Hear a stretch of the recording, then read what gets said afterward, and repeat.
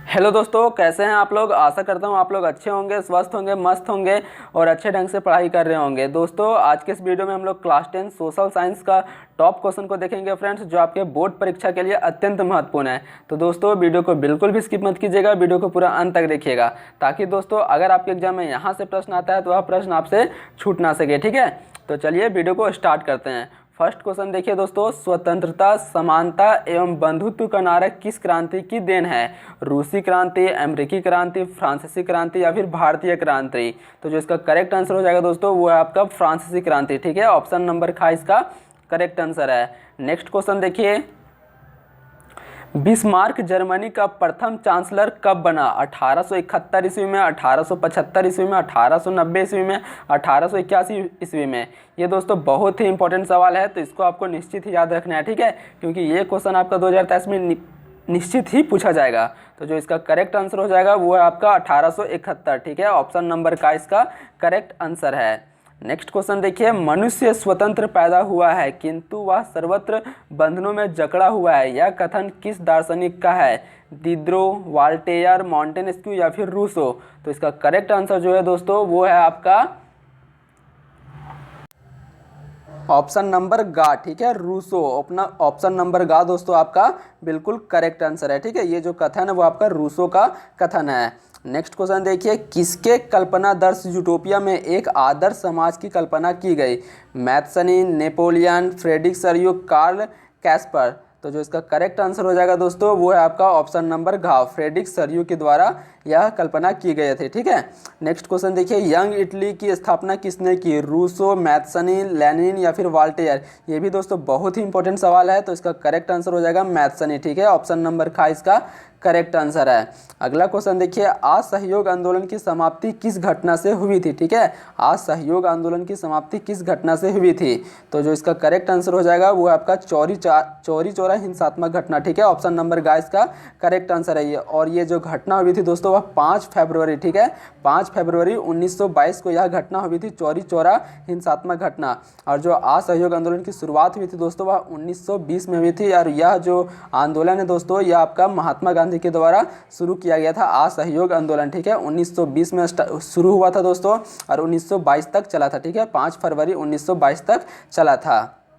Next question देखिए, भारत छोड़ो आंदोलन की शुरुआत कब हुई। 1925 में, 1940 में, 1945 में, 1942 में। तो इसका करेक्ट आंसर हो जाएगा 1942 में। ऑप्शन नंबर ग इसका करेक्ट है। अगला क्वेश्चन देखिए, गद्दर पार्टी की स्थापना किसने की।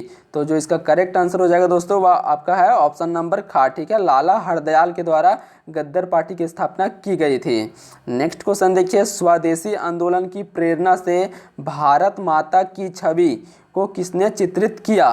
तो जो इसका करेक्ट आंसर हो जाएगा दोस्तों वो है आपका रविन्द्रनाथ टैगोर। ठीक है, ऑप्शन नंबर घ इसका करेक्ट आंसर है।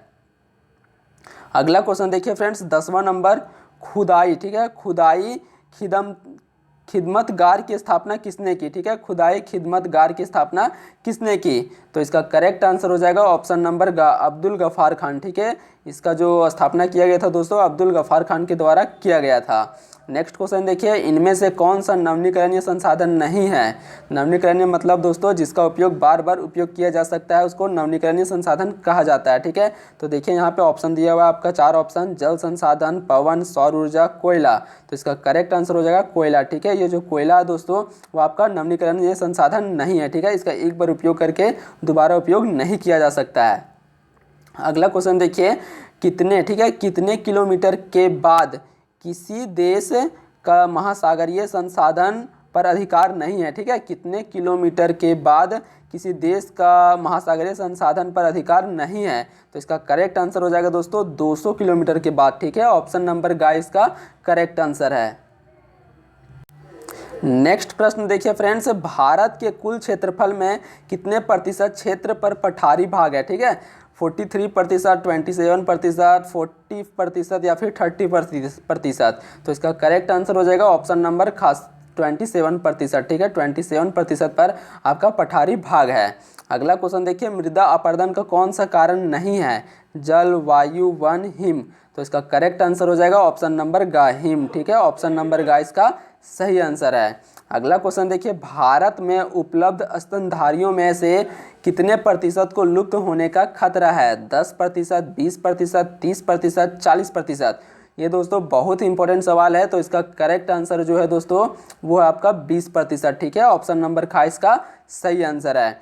नेक्स्ट क्वेश्चन देखिए, सदाबहार वृक्ष चीड़ एक औषधीय वनस्पति है, यह किस राज्य में पाया जाता है? बिहार, झारखंड, मध्य प्रदेश, हिमाचल प्रदेश। तो इसका करेक्ट आंसर हो जाएगा हिमाचल प्रदेश। ठीक है, ऑप्शन नंबर घ इसका सही आंसर है। अगला क्वेश्चन देखिए 17वां नंबर। आप ये दोस्तों देखिए बहुत ही लंबा क्वेश्चन है। पेड़ एक विशेष असीमित दयालु और उदारपूर्ण जीवधारी है जो अपने सतत पोषण के लिए कोई मार्ग नहीं करता। ठीक है, और दानशीलता पूर्वक अपने जीवन की क्रियाओं को भेंट करता है। यह सभी की रक्षा करता है और स्वयं पर कुल्हाड़ी चलाने वाले को विनाशक को भी छाया प्रदान करता है। यह कथन किसका? ये जो कथन है दोस्तों वह किसके द्वारा कहा गया है? ठीक है, तो इसका करेक्ट आंसर हो जाएगा गौतम बुद्ध। ये जो कथन कहा गया है दोस्तों ये आपका गौतम बुद्ध के द्वारा कहा गया है। अगला प्रश्न देखिए 18वां नंबर। विश्व में कुल आयतन का लगभग कितना प्रतिशत भाग महासागरों में पाया जाता है? ठीक है, विश्व में कुल आयतन का लगभग कितना प्रतिशत भाग महासागरों में पाया जाता है? 71%, 90%, 3.5%, 96.5%। तो इसका करेक्ट आंसर हो जाएगा ऑप्शन नंबर का 71%। ठीक है, ऑप्शन नंबर का इसका सही आंसर हो जाएगा। अगला क्वेश्चन देखिए, बहुउद्देश्य परियोजनाओं का कौन सा लाभ है? ठीक है, बाढ़ पर नियंत्रण ये सही है फ्रेंड्स, सिंचाई की सुविधा ये भी सही है, जल विद्युत उत्पादन ये भी सही है। तो ऑप्शन नंबर घ इसका करेक्ट आंसर हो जाएगा उपरोक्त सभी। ठीक है, ये सभी दोस्तों बहुउद्देश्य परियोजनाओं का लाभ है। अगला प्रश्न देखिए, पश्चिमी राजस्थान में वर्षा जल संग्रहण की रीति किस कारण से कम हो रही है? तो इसका करेक्ट आंसर हो जाएगा ऑप्शन नंबर ख। ठीक है, इंदिरा गांधी नहर से 12 जल सुविधा से। ठीक है, ऑप्शन नंबर ख इसका करेक्ट आंसर है। अगला प्रश्न देखिए, किसी देश की राष्ट्रीय आय को कि उसकी कुल जनसंख्या से भाग देने पर निम्नलिखित में से क्या प्राप्त होता है? तो इसका करेक्ट आंसर हो जाएगा दोस्तों सकल घरेलू उत्पाद। ठीक है, ऑप्शन नंबर ख इसका करेक्ट आंसर है। अगला प्रश्न देखिए, एक अमीर परिवार, ठीक है, एक अमीर परिवार की लड़की के लिए विकासात्मक लक्ष्य क्या हो सकता है? अधिक दिनों तक काम मिले, स्वतंत्रता, उसके भाई को जितनी स्वतंत्रता मिलती है उतनी ही स्वतंत्रता उसे भी मिले, बेहतर मजदूरी मिले, अधिक बिजली प्राप्त हो। तो जो इसका करेक्ट आंसर हो जाएगा वो है आपका ऑप्शन नंबर ख, उसके भाई को जितनी स्वतंत्रता मिलती है उतनी ही स्वतंत्रता उसे भी मिले। ठीक है, ऑप्शन नंबर ख इसका करेक्ट आंसर है। अगला प्रश्न देखिए, शिशु मृत्यु दर क्या सूचित करता है? ठीक है, शिशु मृत्यु दर क्या सूचित करता है? तो इसका करेक्ट आंसर हो जाएगा फ्रेंड्स ऑप्शन नंबर ख, किसी वर्ष में पैदा हुए 1000 जीवित बच्चों में से 1 वर्ष की आयु से पहले मर जाने वाले बच्चों का अनुपात। ठीक है, ऑप्शन नंबर ख आपका करेक्ट आंसर है। अगला प्रश्न देखिए, निम्नलिखित में से ऊर्जा के मुख्य स्रोत कौन कौन से हैं? ठीक है, कोयला, पेट्रोलियम, विद्युत, उपरोक्त सभी। इनमें से दोस्तों कौन जो है आपका ऊर्जा का स्रोत है? ठीक है, तो इसका करेक्ट आंसर होगा दोस्तों ऑप्शन नंबर घ, उपरोक्त सभी। ठीक है, कोयला, विद्युत, पेट्रोलियम ये सभी दोस्तों आपका विभिन्न प्रकार के ऊर्जा का स्रोत है। ठीक है, अगला प्रश्न देखिए 25वां नंबर, निम्नलिखित में से कौन सी आर्थिक गतिविधियां तृतीय क्षेत्र में नहीं आती है? तृतीय क्षेत्र मतलब दोस्तों जिसमें सेवा आता है। ठीक है, तृतीय क्षेत्र को सेवा क्षेत्र भी कहा जाता है। तो इनमें कौन सा है दोस्तों जो आपका सेवा क्षेत्र के अंतर्गत नहीं आता है? बैंकिंग, अध्यापन ये सब तो आपका सेवा क्षेत्र के अंतर्गत आता है। बैंकिंग, अध्यापन, किसी कॉल सेंटर में काम करना ये भी आपका सेवा क्षेत्र के अंतर्गत आता है। तो जो इसका करेक्ट आंसर हो जाएगा ऑप्शन नंबर ख, मधुमक्खी पालन। ठीक है, ये आपका सेवा क्षेत्र के अंतर्गत नहीं आता है। ठीक है, नेक्स्ट प्रश्न देखिए, मनरेगा का विस्तारित रूप चुने। ये दोस्तों बहुत ही इंपॉर्टेंट सवाल है, ये क्वेश्चन आपका 2023 में निश्चित ही पूछा जाएगा। ठीक है, तो इसको आपको याद कर लेना है। इसका करेक्ट आंसर हो जाएगा ऑप्शन नंबर ख, महात्मा गांधी राष्ट्रीय ग्रामीण रोजगार गारंटी अधिनियम। ठीक है, ऑप्शन नंबर ख इसका करेक्ट आंसर है। अगला प्रश्न देखिए, किसी वर्ष में उत्पादित डॉट के कुल मूल्य के सकल घरेलू उत्पाद कहा जाता है? ठीक है, तो इसका करेक्ट आंसर हो जाएगा ऑप्शन नंबर ख, सभी अंतिम वस्तुओं और सेवाओं का।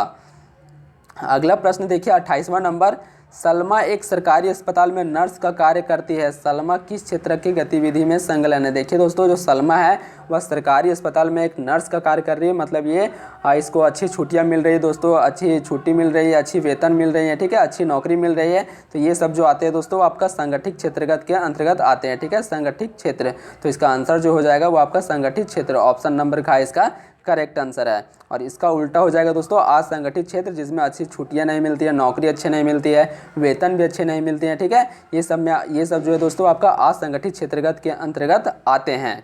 अगला क्वेश्चन देखिए 29वां नंबर, भारत के किस क्षेत्र में छुपी हुई बेरोजगारी पाई जाती है, ठीक है। औद्योगिक क्षेत्र में, सेवा क्षेत्र में, कृषि क्षेत्र में, इनमें से कोई नहीं। तो इसका करेक्ट आंसर जो है दोस्तों वो है आपका ऑप्शन नंबर ख, ठीक है, कृषि क्षेत्र में। अगला प्रश्न देखिए 30वां नंबर, इस क्षेत्र के श्रमिक माल का उत्पादन नहीं करते, ठीक है।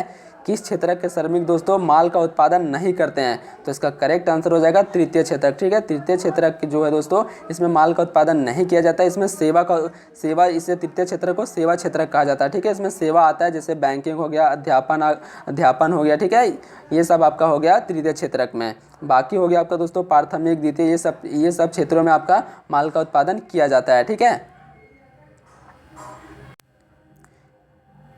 31वां नंबर प्रश्न देखिए फ्रेंड्स, बेल्जियम में सत्ता की साझेदारी के संबंध में कौन सा कथन असत्य है, ठीक है। इनमें से दोस्तों कौन सा जो कथन है वो आपका गलत है? तो देखिए यहाँ पे ऑप्शन नंबर का है, केंद्रीय सरकार में डच और फ्रेंची भाषा मंत्रियों का संख्या समान राज्य सरकार केंद्र सरकार के अधीन नहीं है। बेल्जियम में अलग सरकार है और इसमें डच एवं फ्रेंची भाषा समुदायों का असमान प्रतिनिधित्व है। केंद्र एवं राज्य सरकार के अलावा यहाँ एक तीसरे स्तर की सरकार, सामुदायिक सरकार भी काम करती है, ठीक है। तो इसका करेक्ट आंसर हो जाएगा दोस्तों ऑप्शन नंबर ग, ठीक है। बेल्जियम में अलग सरकार है और इसमें डच एवं फ्रेंची भाषा समुदायों का असमान प्रतिनिधित्व है, ठीक है। ये आपका ऑप्शन नंबर ग आपका गलत है। अगला प्रश्न देखिए 32वां नंबर, संघात्मक शासन प्रणाली वाला देश इनमें से कौन नहीं है, ठीक है। संयुक्त राज्य अमेरिका, श्रीलंका, ऑस्ट्रेलिया या फिर बेल्जियम। तो इसका करेक्ट आंसर जो है दोस्तों वो है आपका ऑप्शन नंबर का श्रीलंका, ठीक है। ये जो है आपका संघात्मक शासन प्रणाली वाला देश नहीं है। अगला प्रश्न देखिए, निम्न में से किस देश में एकात्मक शासन व्यवस्था है? भारत में, स्विट्जरलैंड में, संयुक्त राज्य अमेरिका में, श्रीलंका में। तो इसका करेक्ट आंसर हो जाएगा दोस्तों ऑप्शन नंबर घ, ठीक है, श्रीलंका में। नेक्स्ट प्रश्न देखिए, शिक्षा किस सूची में शामिल है? तो शिक्षा जो है दोस्तों समवर्ती सूची में शामिल है, ठीक है। ऑप्शन नंबर ग इसका करेक्ट आंसर है। अगला प्रश्न देखिए, भारत में स्थानीय शासन प्रणाली कितने स्तर की है? तो जो इसका करेक्ट आंसर है दोस्तों वो है आपका ऑप्शन नंबर ग, त्रिस्तरीय, ठीक है। ऑप्शन नंबर ग इसका करेक्ट आंसर है और ये बहुत ही इंपॉर्टेंट सवाल है फ्रेंड्स। अगला प्रश्न देखिए 36वां नंबर, संघीय सरकार की एक विशेषता नहीं है, ठीक है। इनमें से दोस्तों कौन सी है जो संघीय सरकार की विशेषता नहीं है? तो इसका करेक्ट आंसर हो जाएगा ऑप्शन नंबर ग, ठीक है। निर्वाचित पदाधिकारी ही सरकार में सर्वोच्च ताकत का उपयोग करते हैं, ठीक है। ये जो है आपका संघीय सरकार की विशेषता नहीं है। अगला प्रश्न देखिए 37वां नंबर, निम्न में कौन सुमेलित है, ठीक है। इनमें से दोस्तों कौन जो है वह सुमेलित है? तो इसका करेक्ट आंसर हो जाएगा अवशिष्ट शक्ति केंद्र सरकार, ठीक है। ऑप्शन नंबर घ इसका करेक्ट है। अगला प्रश्न देखिए, इनमें से कौन सा एक हित समूह का उदाहरण है, ठीक है। तो इसका करेक्ट आंसर हो जाएगा ऑप्शन नंबर घ, बामसेफ, ठीक है। ऑप्शन नंबर घ इसका करेक्ट आंसर है। अगला प्रश्न देखिए 39वां नंबर, नेपाल में हुए जन संघर्ष को निम्न में से क्या कहा गया था? तो जो इसको कहा गया था दोस्तों वह पर्यावरण आंदोलन, ठीक है। ऑप्शन नंबर का इसका बिल्कुल सही आंसर है। अगला प्रश्न देखिए 40वां नंबर, ये लास्ट प्रश्न है दोस्तों, लोकतंत्र और जन संघर्ष के संबंध में क्या असत्य है, ठीक है। तो इसका करेक्ट आंसर हो जाएगा ऑप्शन नंबर का, लोकतंत्र का जन संघर्ष के माध्यम से विकास अवरुद्ध होता है, ठीक है। ये जो है आपका गलत है, ऑप्शन नंबर का।